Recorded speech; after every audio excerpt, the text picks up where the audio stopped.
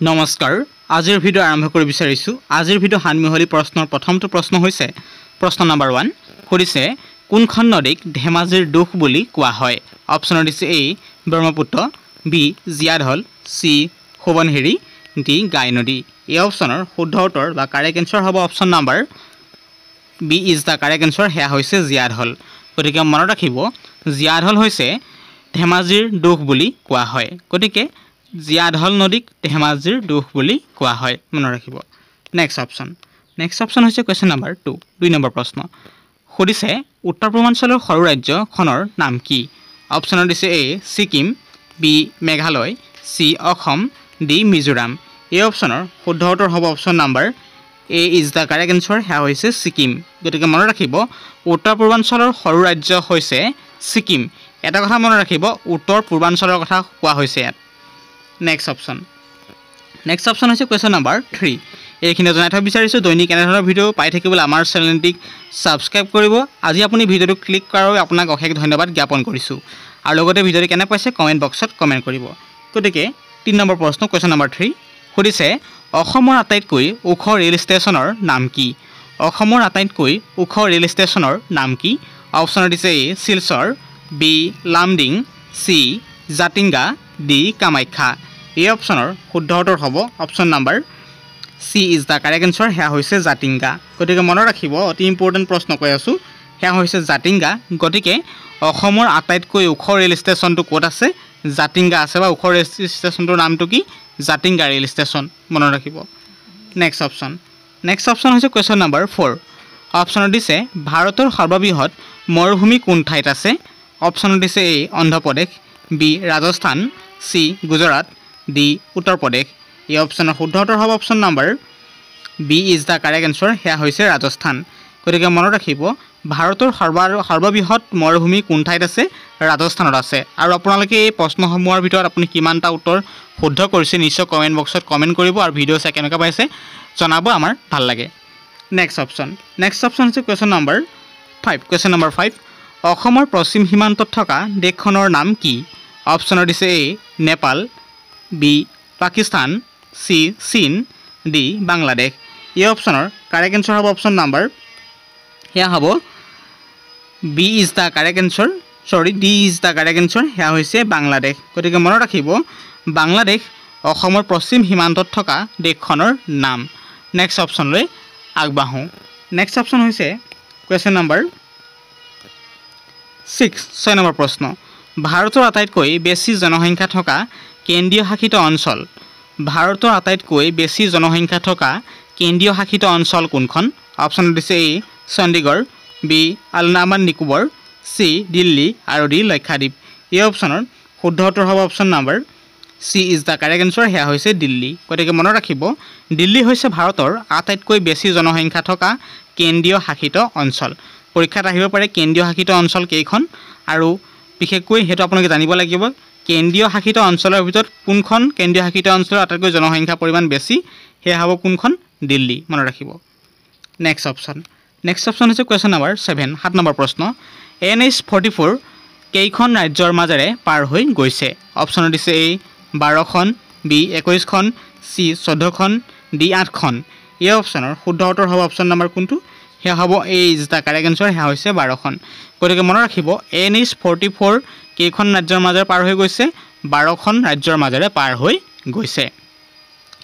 next option হৈছে question number 8 number পলাচিৰ যুদ্ধ সংঘটিত হৈছিল অপচন দিছে এ 1523 বি 1752 সি 1757 ডি 1857 এই অপচনৰ শুদ্ধ উত্তৰ বা কাৰেক্ট এনসাৰ হ'ব option number C is the correct answer হেয়া হৈছে 1757 গতিকে মনত ৰাখিব 1757 চনত পলাচিৰ যুদ্ধ সংঘটিত হৈছিল নেক্সট অপচন হৈছে কোৱেশ্চন নম্বৰ 9 নম্বৰ প্ৰশ্ন অৰ্থশাস্ত্ৰ লিখক হ'ল অপচন দিছে এ সুদাস বি তুলসীদাস সি কালিদাস ডি কৌটিল্য এই অপচনৰ কাৰেক্ট এনসাৰ বা শুদ্ধ উত্তৰ হ'ব অপচন নম্বৰ কোনটো হ'ব D is the correct answer হেয়া হৈছে কৌটিল্য গতিকে মনত ৰাখিব কৌটিল্যই অৰ্থশাস্ত্ৰ ৰচনা কৰিছিল বা অৰ্থশাস্ত্ৰৰ লিখক যদি ভিডিওটি ভাল পাইছে অন্তত চেনেলটিক সাবস্ক্ৰাইব কৰিব লগত দৈনিক ভিডিও পাই থাকিবলৈ আমাৰ সাবস্ক্ৰাইব কৰিব লগতে ভিডিও দিছে কেনেকুৱা পাইছে অন্তৰ লাইক কৰিব আৰু কমেন্ট বক্সত কমেন্ট কৰিব নেক্সট অপচনলৈ আগবাঢ়িছো নেক্সট অপচন হৈছে কোৱেশ্চন নম্বৰ 10 10 নম্বৰ হিৰকুণ্ড বান্ধ কোন নদীত অৱস্থিত হিৰকুণ্ড বান্ধ কোন নদীত অৱস্থিত অপচন দিছে A Narmada B Kaveri C Mahanadi D Ganga এই অপচনৰ শুদ্ধ উত্তৰ বা কাৰেক্ট এনসাৰ হ'ব option number C is the correct answer হেয়া হৈছে মহানদী গতিকে মনত ৰাখিব মহানদীত হিৰাকুণ্ড বান্ধ আছে নেক্সট অপচন হৈছে কোৱেশ্চন নম্বৰ 11 সুধিছে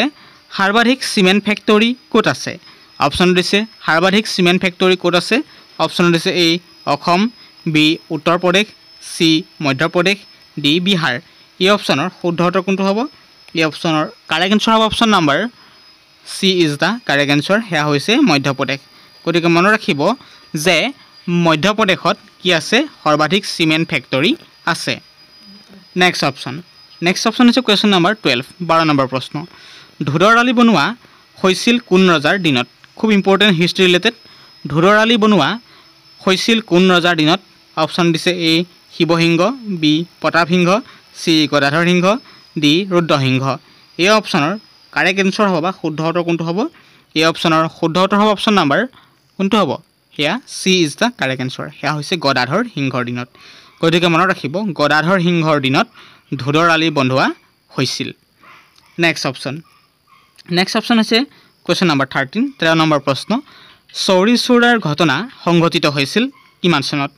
চৌৰি চৌৰাৰ ঘটনা কিমান চনত সংঘটিত হৈছিল অপচন হৈছে 1922 বি 1920 সি 1923 ডি 1921 এই প্ৰশ্নৰ কাৰেক্ট এনসাৰ বা শুদ্ধ উত্তৰ হ'ব অপচন নম্বৰ কোনটো হ'ব এ ইজ দা কাৰেক্ট এনসাৰ হেয়া হৈছে 1922 গতিকে 1922 চনত চৌৰি চৌৰাৰ ঘটনা সংঘটিত হৈছিল নেক্সট অপচন যদি ভিডিওটি ভাল পাইছা অন্তত চেনেলটিক লাইক কৰিবা আৰু ভিডিওটি সাবস্ক্ৰাইব নকৰাকৈ নাথাকিবা কোৱেশ্চন নম্বৰ 14 সুধিছে গায়ত্ৰী মন্ত্ৰ কোনে ৰচনা কৰিছিল গায়ত্ৰী মন্ত্ৰ কোনে ৰচনা কৰিছিল অপচন দিছে এ বৈশিষ্ট্য বি গৌতম বুদ্ধ সি বিশ্বামিত্ৰ ডি কবিৰ দাস এই অপচনৰ কাৰেক্ট এনসাৰ হ'ব শুদ্ধ উত্তৰ হ'ব অপচন নম্বৰ কোনটো হ'ব হেয়া হ'ব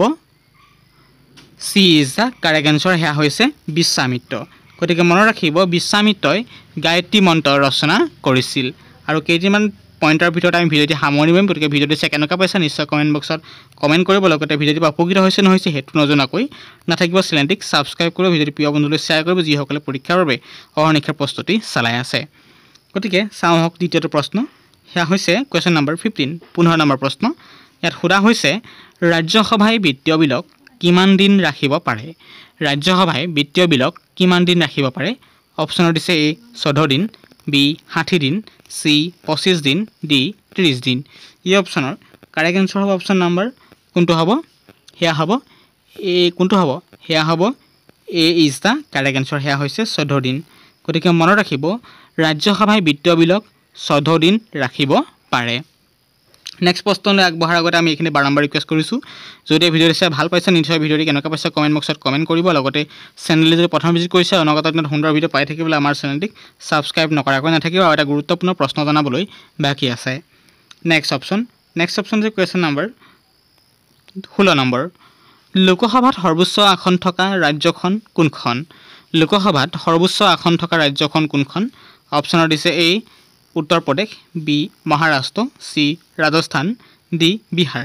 এই অপচনৰ কাৰেক্ট এনসাৰ বা শুদ্ধ উত্তৰ হ'ব অপচন নম্বৰ হেয়া হ'ব কোনটো হ'ব এ ইজ দা কাৰেক্ট এনসাৰ হেয়া হৈছে উত্তৰ প্ৰদেশ গতিকে মনত ৰাখিব উত্তৰ প্ৰদেশ হৈছে লোকসভাত সৰ্বোচ্চ আসন থকা ৰাজ্যখনৰ নাম গতিকে অতি ইম্পৰ্টেন্ট মোষ্ট ইম্পৰ্টেন্ট প্ৰশ্ন কৈ আছো গতিকে লোকসভাত সৰ্বোচ্চ আসন থকা ৰাজ্যখন হ'ল কোনখন উত্তৰ প্ৰদেশ মনত ৰাখিব গতিকে ইতিমধ্যে আজি গুৰুত্বপূৰ্ণ ইনফৰমেশ্যন ভিডিও ইমানেই আছিল গতিকে ভিডিওৰ পৰা যদি অন্তত উপকৃত হৈছে নিশ্চয় আপোনাৰ প্ৰিয় বন্ধুলৈ ভিডিওটি শ্বেয়াৰ কৰিব ভিডিওটি চাই কেনেকুৱা পাইছে কমেন্ট বক্সত কমেন্ট কৰিব আৰু ভিডিওটি যদি সাবস্ক্ৰাইব কৰা নাই চেনেলটিক সাবস্ক্ৰাইব কৰিব আৰু অন্তত ভিডিওটিক লাইক এটা কৰি আপোনাৰ প্ৰিয় বন্ধুলৈ শ্বেয়াৰ কৰিব লাইক এটা কৰিলে আমি অনুপ্ৰেৰণা লাভ কৰোঁ যাতে দ্বিতীয়টো ভিডিও আমি নিবলৈ চেষ্টা কৰিম ধন্যবাদ আকৌ নতুন ভিডিঅ' লোৱাৰ প্ৰতিশ্ৰুতিৰে আজিৰ ভিডিঅ'তে সামৰণি মাৰিছোঁ জয় আই অসম